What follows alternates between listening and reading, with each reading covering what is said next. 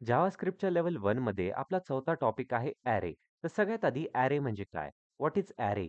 Array is a collection of similar type of data.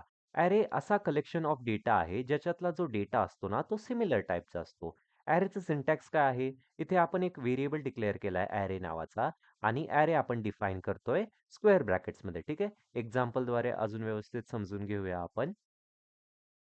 इथे मी काय केलंय, एक ॲरे तयार केलेला आहे ए नावाचा, ठीक आहे. आणि त्याच्यातला सिमिलर टाइप ऑफ डेटा मी याच्यात टाकलाय 1 to 5 नंबर्स, ठीक आहे. माझा इथे ए ॲरे आहे आणि हा 1 to 5 जे नंबर्स आहे तो ॲरेचा डेटा आहे.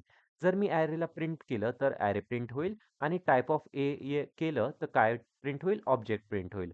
ओके. सो इथे 1 to 5 नंबर्स प्रिंट झाले म्हणजे आपला ॲरे प्रिंट झाला.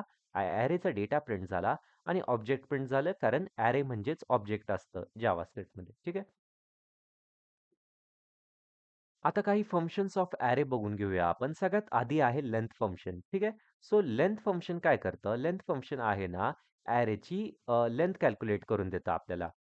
आता इथे लेंथ काय आहे ॲरेची? HTML 0 पोझिशनवरती आहे, CSS 1 पोझिशनवरती आहे आणि सेकंडवरती JS आहे. त्याची लेंथ किती आली पाहिजे? 3. ओके. सो आली 3 लेंथ. याला आपण करू कमेंट. नेक्स्ट फंक्शन आहे positions use to find positions. Okay. Same array आहे माझा आणि इथे काय केलंय मी A2 ऑफ 0 आणि A2 ऑफ 1 प्रिंट करतोय. आता A2 ऑफ 0 वरती कोण आहे? HTML आहे आणि A2 ऑफ 1 वरती कोण आहे? CSS आहे. तर काय प्रिंट होणार? HTML आणि CSS.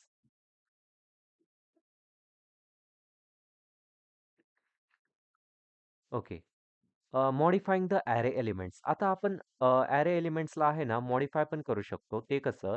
इथं आपण सेम ॲरे घेतला, ठीक आहे. A3 नावाचा. त्याला प्रिंट केलं एकदा आणि आता मी काय केलं इथं A3 of 1 is equals to bootstrap केलं. आधी 1th पोझिशनवरती कोण होतं? CSS होतं. पण मी आता काय मॉडिफाय करतोय? A3 ऑफ 1 वरती बूटस्ट्रॅप झालं पाहिजे. तर त्याचं आउटपुट कसं येईल? HTML, CSS, जावास्क्रिप्ट आणि 1th वरती जे CSS होतं ना ते मॉडिफाय होऊन बूटस्ट्रॅप झालं. सो अशा पद्धतीने आपण ॲरेला मॉडिफाय पण करू शकतो. ओके. आता काही मेथड्स बघूया आपण ॲरेच्या. पहिली मेथड आहे push method. Used to insert the elements from the end into an array. Okay. म्हणजे पुश मेथड ही ॲरेमध्ये नवीन एलिमेंट ॲड करण्यासाठी यूज केली जाते. ठीक आहे. इथे num1 नावाचा ॲरे आहे माझा, ठीक आहे. आणि इथे काय केलंय 1 to 5 नंबर्स आहे माझे आणि मी num1 डॉट पुश मेथड वापरून 6 नंबर जो आहे ना, तो 6 नंबर इथे ॲड करतोय. तर ओके. आउटपुट कसं आलं आपलं? सगळ्यात आधी आपली जुनी लिस्ट आली, जुनं ॲरे आलं 1 to 5 आणि नवीन जेव्हा मी पुश मेथड यूज करून 6 जेव्हा ॲड केला, तर तेव्हा 6 पण आला. आता इथे बघण्यासारखी गोष्ट किंवा समजण्यासारखी गोष्ट अशी आहे, की जेव्हा मी पुश मेथड वापरली ना, तेव्हा तर 6 हा ॲरेच्या लास्ट पोझिशनला आला.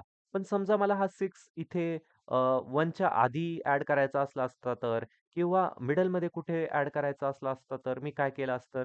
तर त्याच्यासाठी आपण स्प्लाइस मेथड यूज करू शकतो. स्प्लाइस मेथड बघून घेऊ आपण. If we want to add element at any position then we can use splice method. ठीक आहे. त्याचं सिंटॅक्स काय आहे? सगळ्यात आधी आपलं array name array dot splice म्हणजे आपलं array dot splice start index delete count new element 1 new element 2. Okay. One by one समजून घेऊ प्रत्येकाचा अर्थ काय आहे. सगळ्यात आधी आहे start index. The position where the new elements will be added. म्हणजे ती पोझिशन जिथून न्यू एलिमेंट ॲड होणार. ठीक आहे. Delete count. Set this to 0 if you don't want to remove any elements. म्हणजे आपल्याला डिलीट काउंट 0 सेट करायचं आहे जर आपल्याला कोणतं एक्झिस्टिंग एलिमेंट्स डिलीट नसेल करायचे किंवा or give index of element that you want to delete. किंवा एखादा एलिमेंट आपल्याला डिलीट करायचा असेल तर त्या इंडेक्सचा नंबर द्यायचा. ठीक आहे. त्याच्यानंतर एलिमेंट 1 आणि element 2 new element 1 new element 2 ते elements you want to add. जे आपल्याला एलिमेंट्स ॲड करायचे आहेत ते इथे टाकायचे. ठीक आहे. आपण एक्झाम्पलद्वारे व्यवस्थित समजून घेऊ. आता इथे काय केलंय मी फ्रुट्स वन नावाचा ॲरे घेतलाय ज्याचा डेटा आहे ॲपल, बनाना आणि ऑरेंज. मी ते fruit one dot splice method वापरतोय आणि इथे मी सगळ्यात आधी 1 दिला. स्टार्ट इंडेक्समध्ये सगळ्यात आधी मी 1 दिला. आता 1th पोझिशनवरती कोण आहे? 0 वरती ॲपल आहे, 1 वरती बनाना आहे. सो बनानाच्या जागी काय प्रिंट होणार आता? बनानाच्या जागी ग्रेप प्रिंट होणार. कारण मी इथे न्यू एलिमेंटमध्ये ग्रेप टाकलंय. ठीक आहे. आणि मी डिलीट काउंट सेट केलाय 0. आता मी इथे 0 सेट केलाय, म्हणजे काय होणार कोणताही एक्झिस्टिंग ॲरे एलिमेंट आहे ना, डिलीट नाही होणार. म्हणजे काय होणार ॲपल 0 वरतीच राहणार. 1th वरती माझा न्यू एलिमेंट राहणार ग्रेप, त्याच्यानंतर बनाना आणि ऑरेंज असं आउटपुट येणार. ठीक आहे.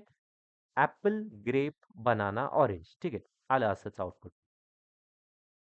अ, आता समजा मी इथे 0च्या जागी 1 केलं असतं, तर काय झालं असतं? 1 केलं असतं तर काय झालं असतं माहिती आहे का? जो 1th नंबरवरती एलिमेंट आहे ना, तो डिलीट झाला असता. आपण इथं बघितलंय, की डिलीट काउंटमध्ये आपण जर 0 सेट केलं ना, तर काय होतं? अ, कोणताही एलिमेंट डिलीट नाही होत. पण आता 1th नंबरवरती कोणता नंबर आहे? कोणता एलिमेंट आहे? 0 वरती ॲपल आहे, 1 वरती बनाना आहे. तर बनाना 1 वरती आहे ना, तो बनाना डिलीट होणार आता आणि मग आपलं आउटपुट कसं येणार? सगळ्यात 0 नंबरवरती ॲपल, 1 नंबरवरती ग्रेप, बनाना डिलीट होणार आणि ऑरेंज. ठीक आहे. फक्त एवढंच आउटपुट येणार आहे. Apple, grape, orange. ठीक आहे. आता समजा मी इथे 1 च्या जागी डिलीट काउंटमध्ये 2 केलं असतं. तर 2 वरती कोणता 2 वरती कोणता एलिमेंट आहे? 0, 1, 2, 2 वरती तर ऑरेंज आहे. मग आउटपुट कसं येणार? 0 वरती ॲपल, 1 वरती ग्रेप आणि त्याच्यानंतर बनाना. अ, ॲपल आणि ग्रेप आउटपुट आलंय. कारण कसं काय?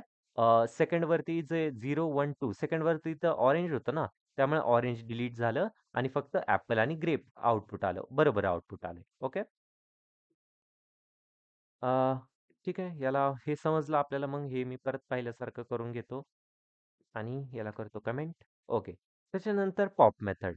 दिस method deletes the last element present in the array. म्हणजे जो लास्ट एलिमेंट प्रेझेंट असतो ना ॲरेमधला तो डिलीट करतं. इथं कोणता आहे? जावास्क्रिप्ट आहे. सो मी array1 dot pop method use केली आणि ॲरेला जर प्रिंट केलं तर हॅलो आणि गिग्स फॉर गिग्सचं प्रिंट झालं.